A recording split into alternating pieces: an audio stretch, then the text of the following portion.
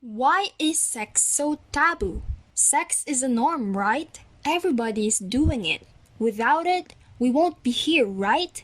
But why is it rarely talked about? The reasons have so many facades and angles. But in this video, we're going to talk about why sex is taboo from the Christian perspective. Christians, depending on what denomination they belong to, have different views and rules when it comes to sexual activities. The Catholic Church lists fornication as one of the offenses against chastity, calling it an intrinsically and gravely disordered action because use of the sexual faculty for whatever reason outside of marriage is essentially contrary to its purpose. Most of the Christian denominations also have these kind of views. A lot of them still view homosexuality as a sin. These rules can be based on the fundamental philosophies grounded in Christianity. In Matthew chapter 19 verses 4 to 5, Jesus stated that, "Therefore, a man shall leave his father and his mother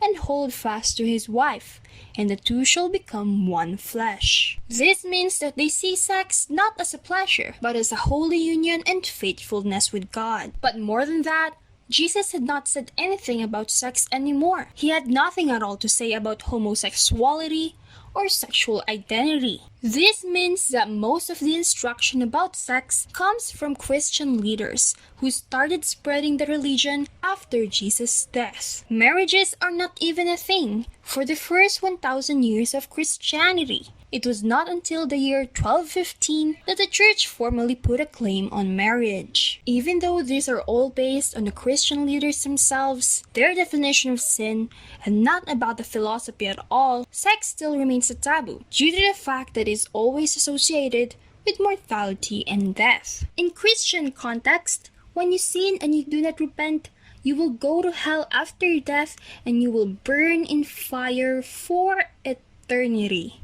Nobody likes that, right? According to Pulitzer Prize-winning writer and anthropologist Ernest Becker, sex is so taboo because humans have an inherent fear of death. Humans are constantly concerned with mortality and death, so we develop coping mechanisms by thinking of ourselves not as earthly, mortal beings, but as immortal, spiritual beings. Just like the heavenly afterlife promised by Christianity. People are so preoccupied with thoughts of death and hell, that's why they show less interest in sex. Well, who wants to be portrayed as an animalistic, instinctive sinner rather than as a composed, well-mannered, holy man? This makes the conversation about sex a taboo. No one wants to talk about sinning and dirty, unholy behaviors or even death itself. But in these recent times, different places in the world have been breaking barriers on sex talks, since sexually transmitted diseases like HIV and AIDS